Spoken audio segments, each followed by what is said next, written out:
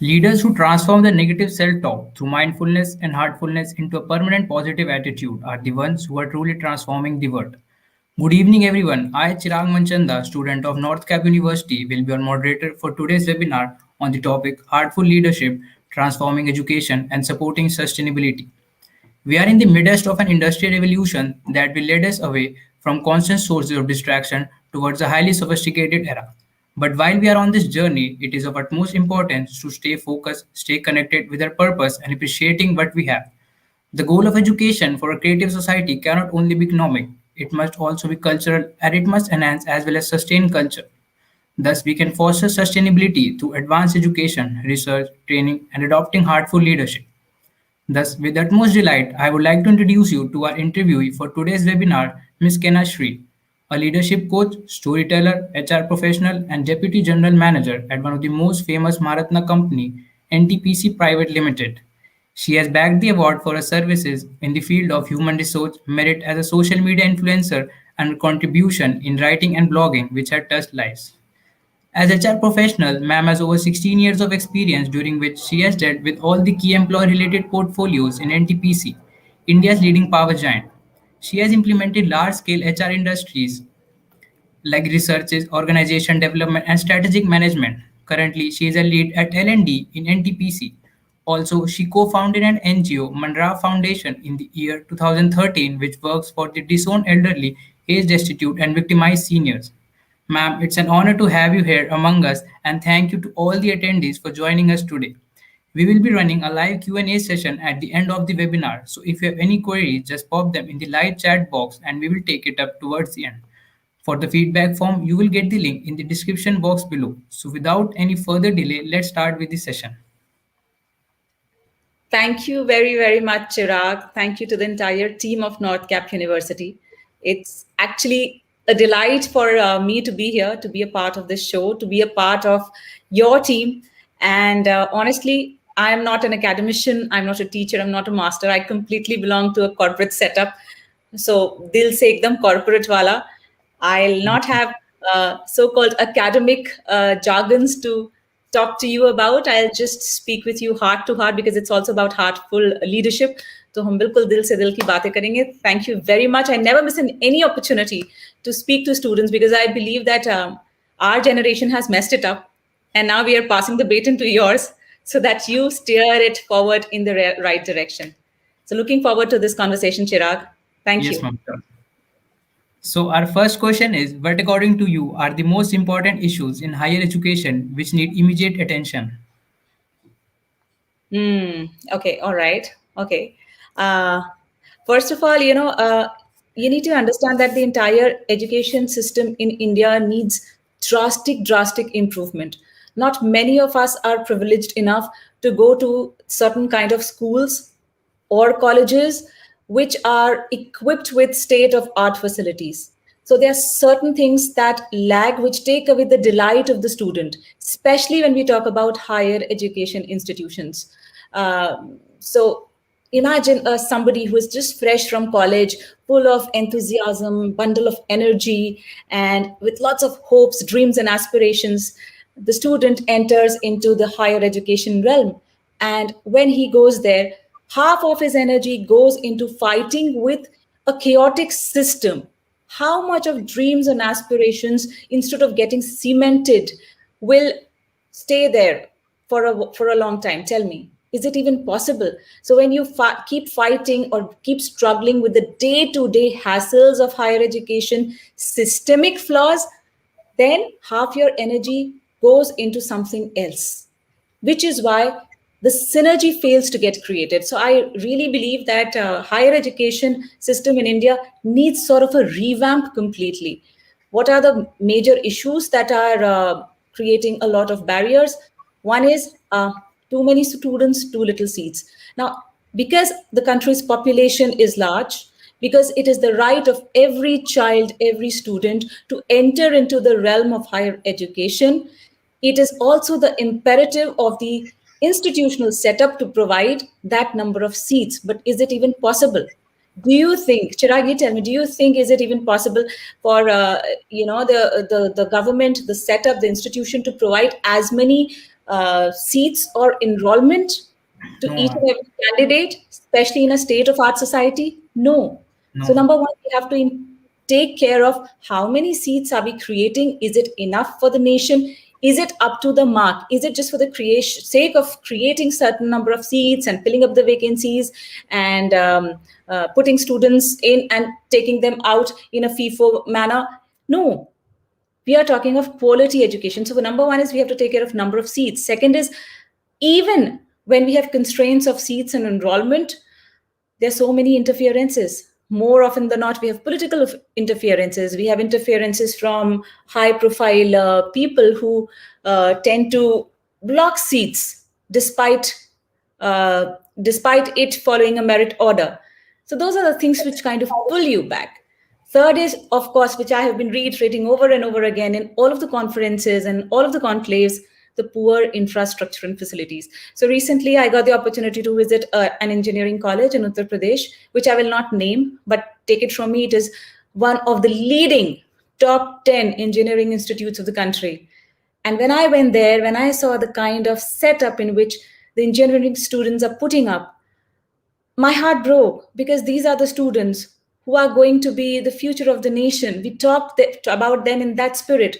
But you look at the kind of setup in which they are staying. Do they have enough facilities, enough, the mess facilities, the library facilities, the access to resources and technology? What kind of rooms do they have? What kind of toilets they are using, for that matter? What kind of canteen, park, environment are we even able to give to them? What about the state of art of laboratories? So if you have a factory workshop, or if you create a simulation of a shop floor, are we able to replicate or give them an industry simulation while they are still in college? So if we are not training them properly, how do we even expect them to become prospective, happy, and smart employees? Whose fault is it? So definitely it is poor infrastructure and facilities that needs to be taken care of. Third is inadequate research. So I have come across so many institutions which has limited number of faculty, and even if we have faculty, I do not know. I would like to believe that all of them are extraordinary, meritorious, and worthy of the position they are holding. But do we have that number of faculty in sufficient number? Or is it like the faculty is to student ratio is too skewed? So one faculty probably has to take care of so many students, and even when it comes to research, it is not one on one. So ideally it should be like one faculty going for a research process application with one student. But do we maintain the ratio? No. Sometimes the faculties are bombarded with the number of researches that they are supposed to do. So what does the faculty do even? So this ratio needs to be maintained. And then we come to something what we call the quality of teaching. So even in higher education institutes, do we give enough access to latest technologies, which saves the hassles of the students and helps the student to steer himself or herself forward towards learning in the truest spirit? Or does the student waste half of the time figuring out what to do and how to catch hold of and how to steer forward? So these are certain things which are very important and which need immediate attention, because with every batch that passes out year after year, we need to understand that we are playing with resource, because the students are the biggest and the foremost resource of the country. So every batch is precious, every student is precious, every single child who goes through middle education and then higher education is a precious resource for us. If we do not care about them, why are we even expecting for them to return it to us in the future? Why are we even pinning our hopes upon them? So these were certain, like, my 2 cents. Truly agree, ma'am. Truly agree. So, So ma'am, I what get too can be? Hannah. I said Sorry, I ma'am. get too. I said I get too emotional with this, because the state of education in the country does disturb me. Yes, ma'am. So, ma'am, what can be the required changes in approach of higher education institution under the current changing scenario? Mm-hmm. Okay. A couple of quick suggestions. I'll see. I'm not an authority on the matter. Like I said, I do not belong to the field of academicians. So Yes, ma'am. probably what I will say have a corporate point of view, because I do not see students as students. So if I'm talking to you, I do not see you as a student, but as a prospective employee who might join my organization. Or Sure, ma'am. yes, why not? And Yes, I ma'am. see you as a team player. We might get to collaborate and work together on a project sometime in future. So Yes. whatever I'm going to say is from that angle. All right. Okay. So number one is we need a lot of funding and support from the state, from the organization. I mean, the state institution that is I'm talking about. And for that, it is imperative that they have a clear vision of what do they want out of the program. So are they addressing the needs of industry, the economy, and the society? So if I have a batch of, say, 100 engineering or management students or medical students passing out of a batch, do I see them as students or do I see them as prospective professionals? Do I see them as prospective doctors or engineers or scientists who are going to change the face of the nation? If we are, then we have a clear vision. But if our agenda is only to give them proper education and not connect them with their future with an industry interface, then I'm sorry, we are going very, very haywire. So that interface between academics and the industry needs to be created right from the very first year of education. That is one. Secondly, I also believe that foreign collaborations help a lot. You get a lot to learn from the benchmarks set by other academic institutions. So there's so much that we can learn from rest of the world. What are they doing? What is their quality of education? What are the newest and innovative ways that they have come up with? How are they leveraging technology? How are they sustaining their culture of education and academics? What can we learn from them? What can we exchange with them? So if they have 10 points, even we have 5, how can we bring about a collaboration so that all of us grow together across the globe? So those are certain collaborations that we must look at. And again, the state as well as the heads of the academic institutes need to ensure that we go for collaborative research. Third is a multidisciplinary approach is required. Now, what is that? The students' knowledge need not be limited only to their domain. So are all of you from engineering background? Chirag, No, ma'am, they are from different streams. for Most of instance? them are from engineering background. Okay, and Ma'am, and BSc. all right. So what I mean to say is, despite that you're from a technical background or science background, you need to be very appreciative of your role or your collaboration with humanities and arts and commerce as well. Because at the end of the day, the society is not an exclusive entity of a domain. It is sort of a big jigsaw puzzle in which the tiniest of piece has a role to play. So at the end of the day, you will have to collaborate with some entity which does not belong to your domain.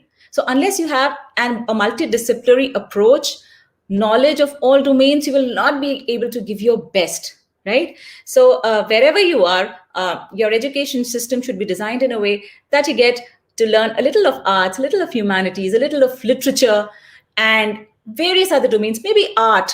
Why not pottery? Why not something which belongs to an absolutely vocational field, which is not technical in nature, but it helps to make both sides of your brain work? Why not music at the same time? In fact, if you look at the kind of pattern which is followed in many of the Western countries, technical as well as creative arts go side by side.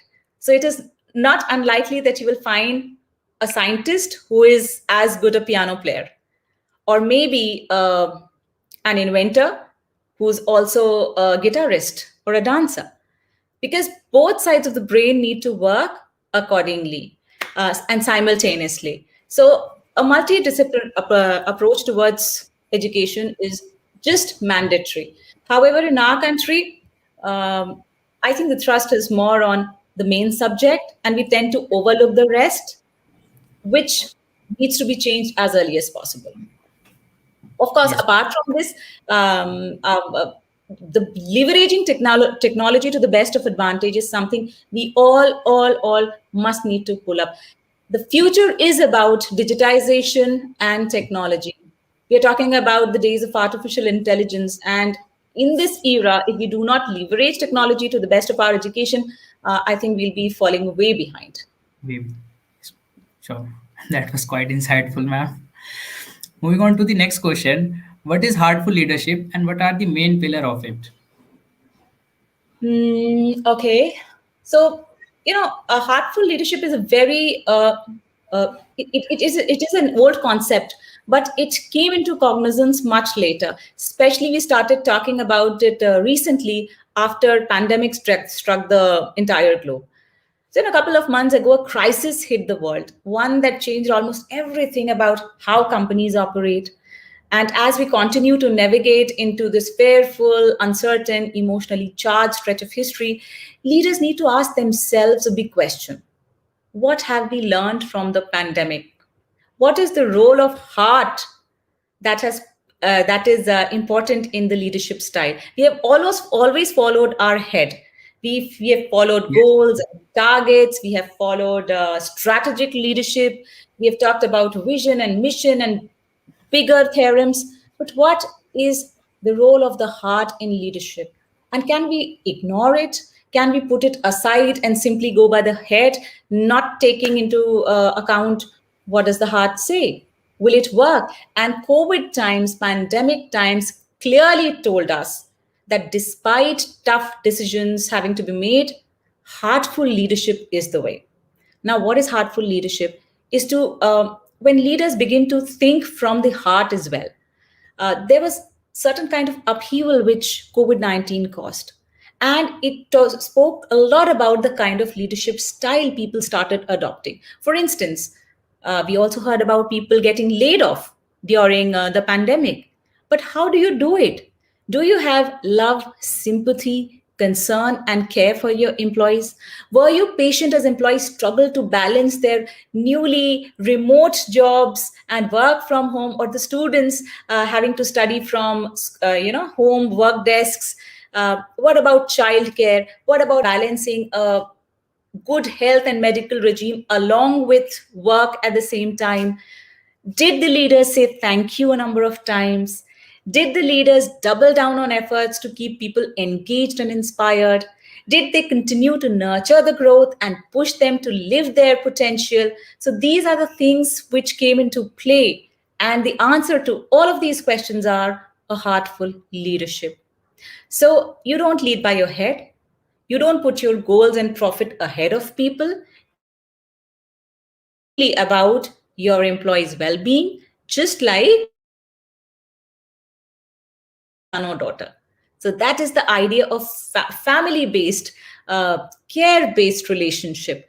Now, there's this Deb Bolkes, if you've heard her name, she is the author of a book which is Heartful Leadership: How to Capture the Top Spot and Keep on Soaring.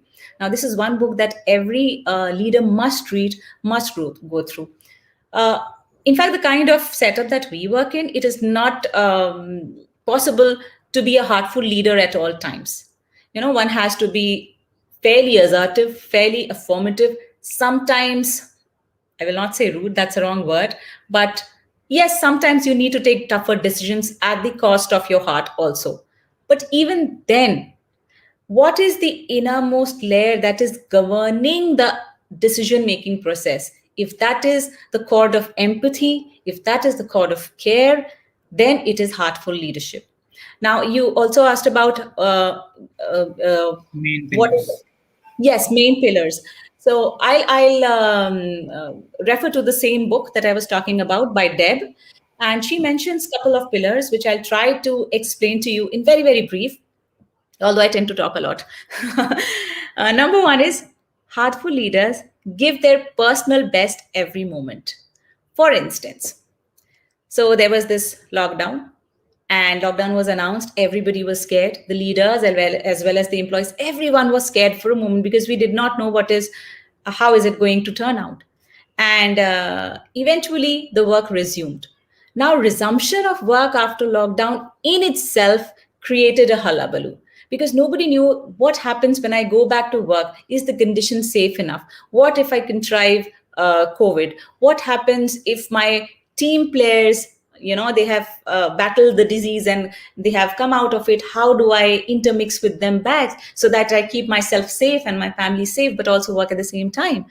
So at this moment, there were so many leaders who went to workplace first before the employees. They were the ones to join office. They were the ones to take charge of the office and not experiment it on the employees as guinea pigs. These were heartful leaders. They said, I'm going to do it first. Whatever happens, happens to me, and the others follow later. So I'll not make my employees experiments. I will do it myself. And if it's fine, fine. Then I'll call the entire team. Second, they build a culture of love. And that is what draws the talent. So if you've suffered a loss in the family, it is my loss also. So this culture of love gets so cementing at times that people begin to do work out of their love for the organization. Third is, whether it is a good time or it is a bad time, you are same for me. We trust each other. We go together. Fourth is a very, very magical, Deb says, the magical 3 words, I don't know.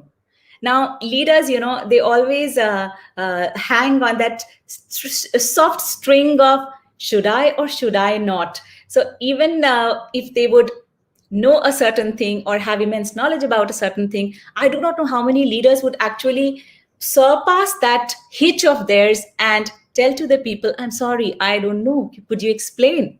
And the moment you say that, the conversations begin. The moment a leader steps out of the chair and says, I'm sorry, could you help me? I don't know. Then dialogues begin. And when dialogues begin, family, the culture of empathy also begins. Another thing she says is, another strong pillar of heartful leadership is, they never strive to hurt anyone. Now, this is very difficult, especially the kind of setup that we work in. One has to take and pass and tell tougher decisions. Difficult conversations need to be handled. How do you do that without hurting the sentiments of the employee? So if I have to give you a pink slip and tell you that you cannot work for my company anymore, how do I do it so that I do not hurt you? And one could be that I explain to you the reason and I convince you so much with the logic behind the reason that you understand and you appreciate the reason for which you have such a decision had been made. So I think this is very important, not to use certain wrong words, belittle, mock, or brush the sentiments of the other person aside or mellow it down. I mean, that's very important. The last thing she says is, they also keep asking, the heartful leaders also keep asking, how do I help you grow? What do you want? So it's very, suppose you are giving your examination, and after the examination is over, the teacher or the professor comes and gives you a long feedback. Ye acha nahi tha, ye bura nahi tha, this was bad, this was you're such a horrible student, you did not study the entire year, you were playing and you were loitering around. Does that kind of feedback help? Really, does it help? No, because the entire year is gone. Were you sleeping all the year? So as much as the child was sleeping, the teacher was also sleeping, because he or she never took the pains to give a proper feedback at the right time, at the right place, to the right person. So important is that at every little step or every little journey that the student or the employee undertakes, it is important to ask him or her, how do I help you? What is troubling you? Could I be a part of your problem? Can I help you steer a little forward? So that is a hallmark of a heartful leader. So these were the certain pillars. That was nicely explained, ma'am. So moving ahead, how can heartful leadership be adopted and aligned in leading HEIs, higher education institutions? Okay. So we have very little time. I think I talk a lot, but I'll quickly Yes, ma'am. try iterate some of the points. Like I said, in higher education institutions, one needs to be very empathetic and treat all the students like his or her own sons and daughters. Only then can you begin with a very transparent, honest, and diligent kind of leadership. Again, when you take important decisions, do you talk to your teachers and faculty staff, even the staff who is at the lowest rungs? Do you talk to them? Do you make them a part of your decision making process? Even if you were to say create a club in your institution, something as small as that, how many people do you ask whether it is a right decision or a wrong decision, or how to go about it, or take suggestions, or brainstorm and pick up the best ones? So do you involve all of them in your decision making process? If you do, then it's a heartful leadership. So that's something that all leaders must do. Third, when you talk about placement and internship opportunities, again, do you have a multidisciplinary approach? Do you collaborate? Another thing which I feel that in higher education system, heartful leadership can help is to understand that every student has is has a perfect mental health. 4 years or 5 years of rigorous studying, staying away from family, not everybody gets sunk in. There are problems one may or may not tell. So one could feel homesick, one could feel depressed, one could feel the hardship or burnout of studies, one could also not find the food good or the environment good. There could be so many things. You've been there, I have been there, we all know it. At one point or the other during these 4 or 5 years, we do come across such situations. At this time, do we get enough support from the higher education leaders? Do they counsel? Do they give us mental health sessions? Do they recognize that we are troubled and we need help? So higher education system must have a domain of what we call assistance and support system of counseling, which may not be absolutely medical in nature. It could be absolutely psychological, but it is the need of the hour. And all across the globe, people are talking about it, people recognize it, and it's time that we also do it. And the last that I would say, that despite I have been saying that technology needs to be used and leveraged, technology can never replace teachers. So at the end of the day, the teacher's hands, the teacher's words, encouragement and motivation is something that technology can never do it on your behalf. So they have to step into the seat of being the guardian, the parent, the teacher. That Yes. duty cannot be exonerated. Now, ma'am, we would love to hear that how you have implemented heartful leadership in your organization. Acha, in my organization. Okay, Yes, now is the time that I can brag about my organization. yes, I yes, have sure. been a part of NTPC for last 16 years now. I joined NTPC in the year 2005, and it was a national level examination that we cracked. And after that, we had this group discussion and personal interview. And especially for girls, I would say that it's this industry is slightly skewed in the sense that even at this moment, we have about 7 to 8% girls opting for field-based jobs, such as ours, which is power sector. And at the time when I cracked, we were hardly like 15 to 20 girls and a batch of 400, 500 people altogether. So it's a domain that usually girls do not choose because of certain difficulties. I don't know why. I will have to figure that out probably in some other discussion. But I was really happy joining NTPC. And over the period of years, it was definitely heartful leadership that had me give my best to the company. In what sort? Like NTPC says, our jargon is people before PLF. So PLF is that efficiency factor that we measure, and we say that for us, people are always primer and more important than a PLF. So the kind of culture that we have is absolutely family based. So NTPC locations are in various remote projects, and these projects are cut off from the city, cut off from the rest of the world. But these projects are in itself, bundle of love. There are all sorts of facilities, state of art facilities. You talk about it, you'll get it. And over and above that, the people, they understand each other.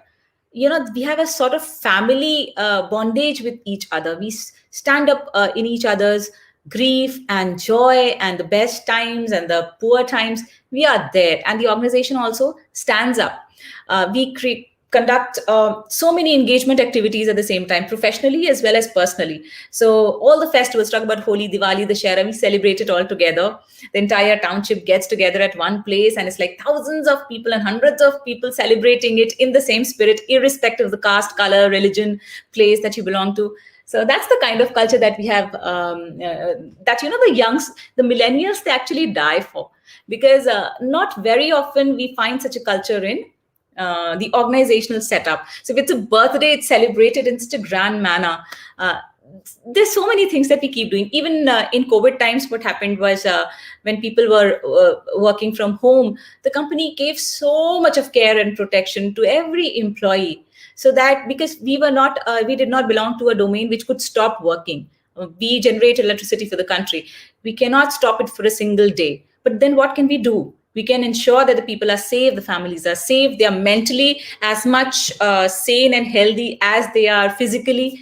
So NTPC took all possible steps. Even if you would have heard about the Chamoli incident, which happened on 7th of February, in which the glacier had burst and flash floods, it rampaged the entire region of Chamoli. NTPC rescue team sat there right from, the first minute onwards. They have stayed put there, providing all sorts of rescue and relief to the region.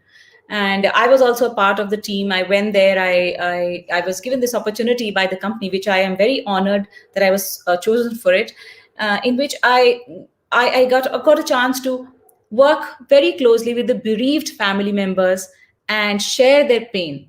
So, NTPC is one company that will go beyond the described line, which is there in the policy or in the paper or in the document, just to make you feel special and feel cared for. And especially in the times of crisis. So it's unlike private companies. What happens is, whenever a calamity strikes, or there is a sudden loss in the family, or there is a sudden tragedy that has happened, maybe incapacity to work, it is at this point of crisis that NTPC steps in like a guardian. It will extend all possible help, medical help, social support, organizational support. Unlike few organizations that I have seen, suppose a person goes medically ill for a long period of time, the company withdraws support. It even lays off people. We have come across certain organizations like that. But this is the beauty of government organizations, especially NTPC. It stands with you in your times of difficulties as well. So all in all, it is the overall heartful leadership of the organization. The vision is such that helps us stay here. That's amazing, ma'am. At last, ma'am, we would be glad if you tell us about your experience as a human resource manager. Okay. I joined in 2005. For the first 5 years, I was posted in a place called Uchahar. Now, you would wonder where this place is, like the way I did when I was told about my first posting. I got absolutely frantic. I did not even know the location. So I looked on the map, searched for the place, found it, and found that it was perhaps a very, very small village away from the town of Lucknow and Allahabad, somewhere in the middle.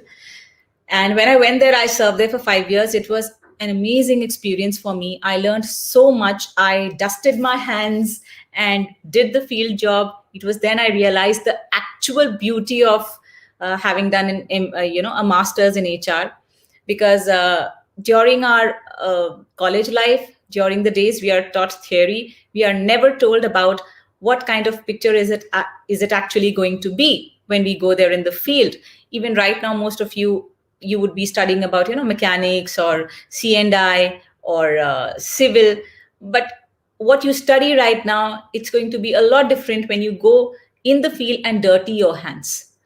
Then you feel the heat of the sun, the hardship of the breeze, and the kind of pressure towards meeting goals, and to take everything along and still performing. So I learned a lot in Uchahar. Thereafter, I got posted to a place called Meja, which was a greenfield posting. Now, greenfield posting is one in which the power plant is not yet constructed. We are just in the phase of land acquisition, so that we take over the land and eventually power plant gets constructed. So I was a part of that team also. Again, it's about 50 kilometers from the city of Allahabad, and lots to learn from there.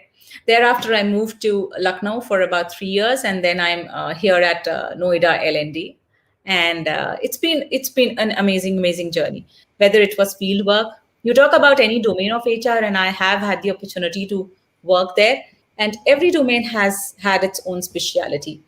So it's, unless you are ready to dirty your hands Right. public, will not be able to learn. It's not all that rosy. I'm sorry if I sound very hard taskmaster like, but that is the No, fact.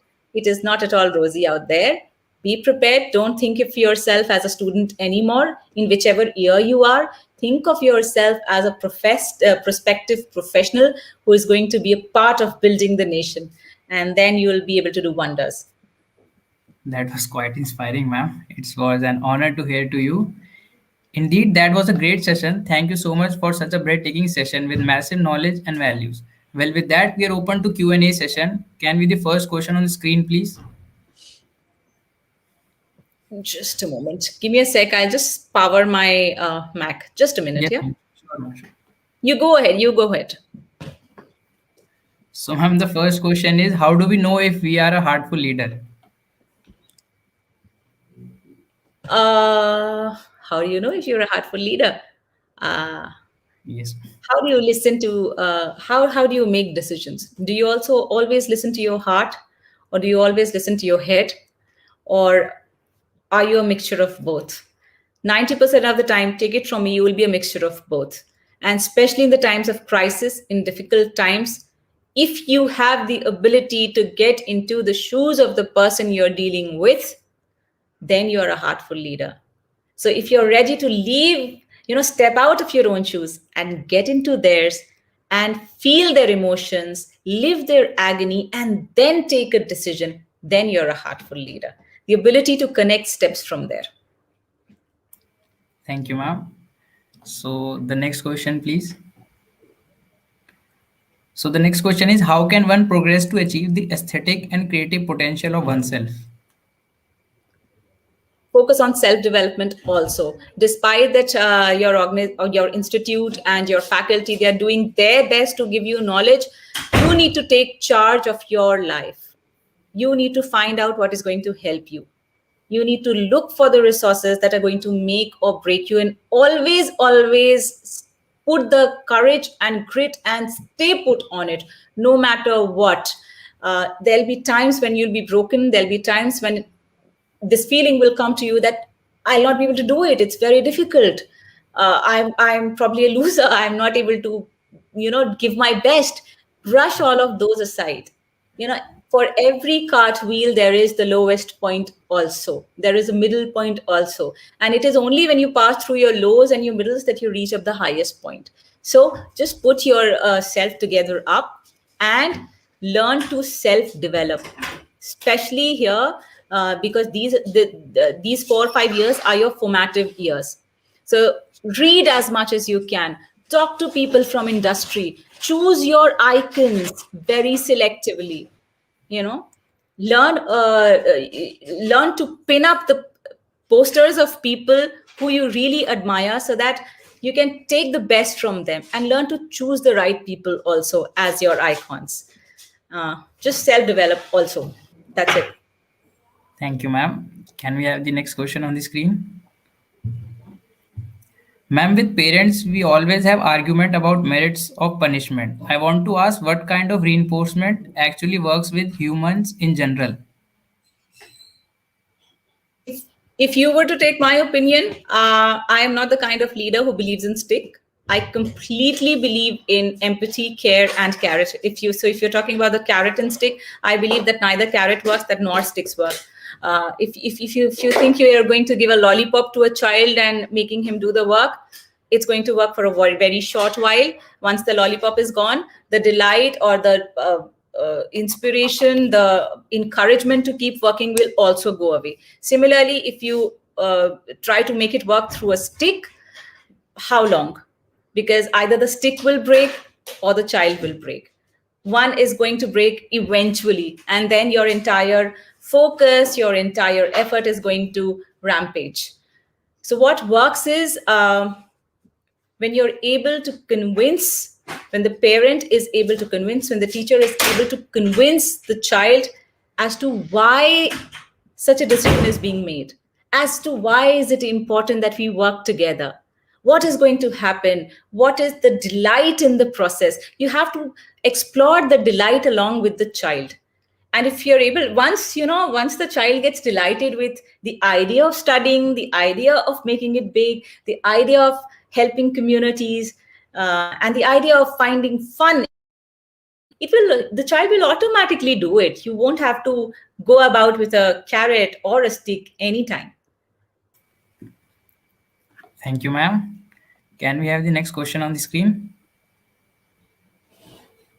How is heartful leadership different from other types of leaderships? Ah, very nice. So there's so many other kind of, you need to fix another session for me, if you want me to delve deeper into the Sure, topic, because leadership in itself is not just a one day session, but there could be a couple of sessions put together to explain this to you, but I will try. Now, leadership can be of various types. There are autocratic leaders who just want work to be done. Bol diya, bas hona hai. Then there are people who are charismatic leaders.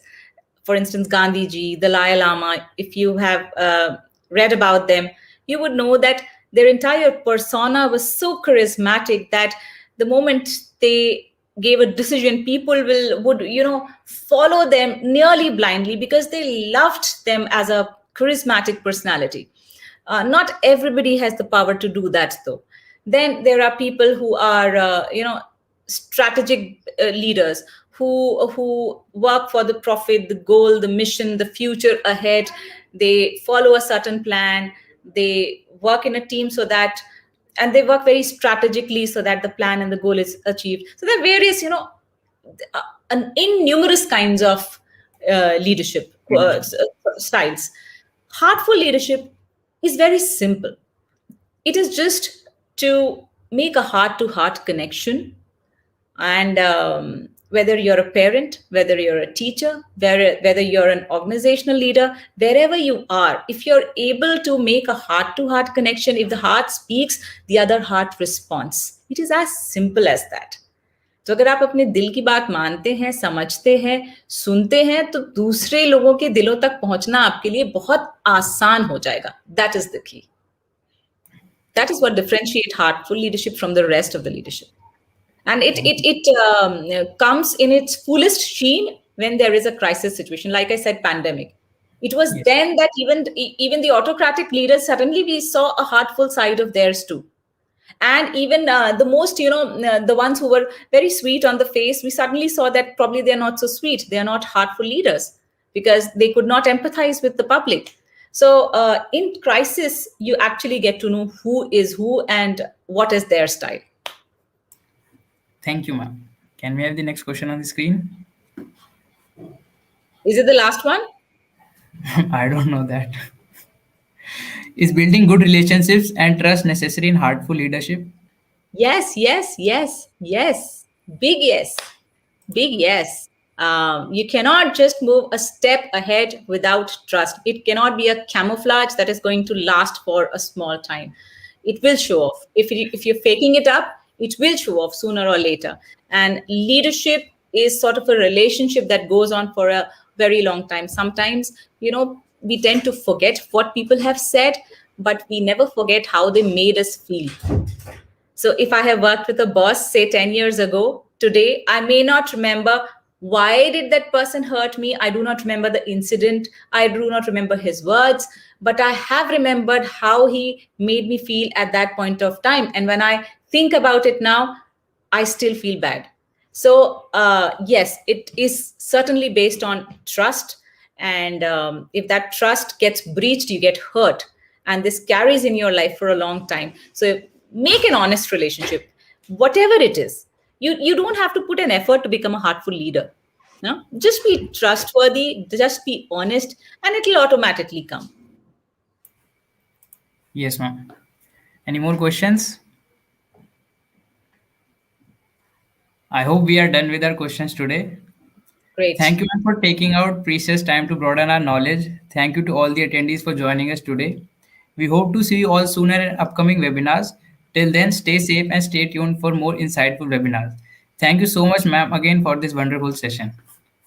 Thank you, and be heartful leaders wherever you are, wherever you go. All my love and my best wishes to you. May you become the best of leaders that the world has ever seen, and be heartful, kind, and gratuitous. Uh, I think Thank you, ma'am, for that being is here. it.